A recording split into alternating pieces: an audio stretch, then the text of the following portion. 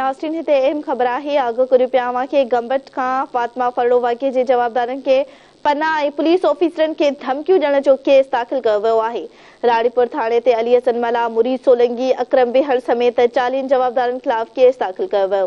सरकार जी फरियाद ते दाख़िल एफआईआर में जवाबदारनि खे पनाह ॾियण, पुलिस ऑफिसरनि ते इल्ज़ाम मणण ऐं धमकियुनि जा कलम बि शामिल कया विया आहिनि।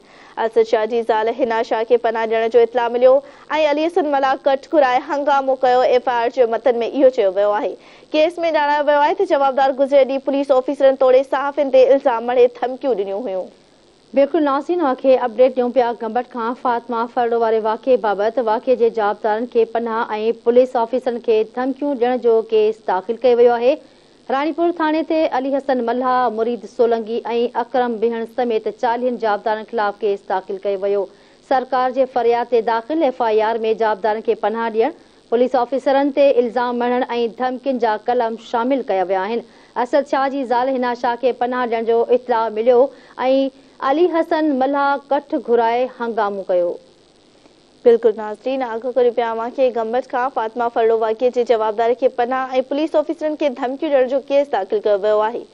राणीपुर थाणे ते अली हसन मला, मुरीद सोलंकी, अकरम बेहर समेत 40 जवाबदारनि ख़िलाफ़ केस दाख़िल कयो वियो आहे।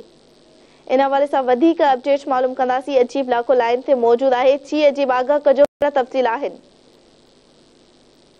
राणीपुर में पीरानी गादी अंदर पेश आयल अफ़सोसनाक वाक़ियो फातिमा फरड़ो क़तल केस जे मुख्य जवाबदारनि खे पनाह ॾियण, जवाबदारनि खे सपोर्ट करण ऐं जवाबदारनि जे हिमायत में नारा हणी स्टेट ख़िलाफ़ नारा हणण, सहाफ़ियुनि ऐं पुलिस ख़िलाफ़ नारा हणण ऐं कट तलब करण जो केस राणीपुर थाणे ते सरकारी मुद्दत में एएसआई असगर अली शाह जे मुद्दत में सरकारी केस दाख़िल कयो वियो आहे।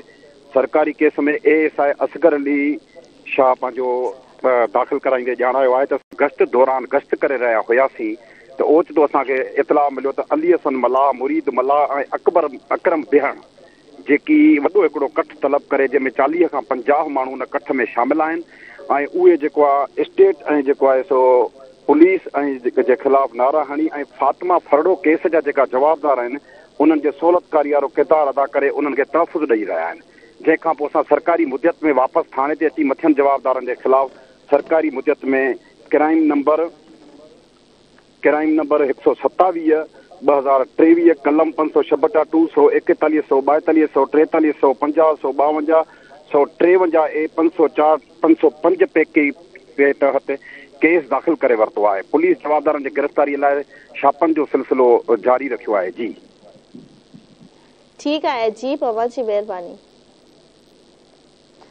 जी नाज़रीन, गंबट वाक़े खे अपडेट ॾियूं पिया। फातिमा फरड़ो वाक़े जे जवाबदारनि खे पनाह ऐं पुलिस ऑफिसरनि खे धमकियूं ॾियण जो केस दाख़िल कयो आहे। राणीपुर वारे वाक़े बाबति तव्हांखे अपडेट ॾेई रहिया आहियूं। राणीपुर थाणे ते अली हसन मल्हा, मुरीद सोलंकी ऐं अकरम बेहण समेत 40 जवाबदारनि ख़िलाफ़ केस दाख़िल कयो वियो।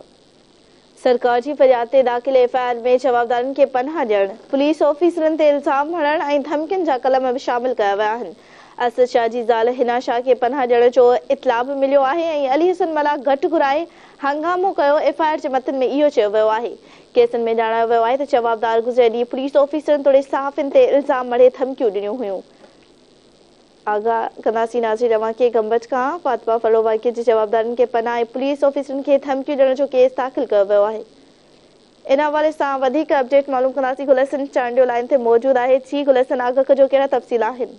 हाँ जी बिल्कुल, मां ॿुधाईंदोमांव त फातिमा फरड़ो वाक़े जे जवाबदारनि खे पनाह ॾियण ऐं फरियादनि खे प्रेशर ॾियण, पुलिस ऐं सहाफ़ियुनि खे धमकाइण जो केस अली हसन मला, मुरीद अब्बास सोलंकी, सावण मला, अकरम बेहण समेत 40 माण्हुनि ते सरकार जी फरियाद ते दाख़िल कयो वियो आहे। राणीपुर थाणे ते केस में ॼाणायो वियो आहे त फातिमा केस पीर सैयद असद शाह ऐं हुनजी ज़ाल हिना शाह ते दाख़िल आहे। उन सिलसिले में पीरनि जी औताक ते हिकु शरपसंद अली हसन मला काफ़ी माण्हुनि खे गॾु करे जेको आहे पीरनि जे मुरीदनि खे ॿाहिरां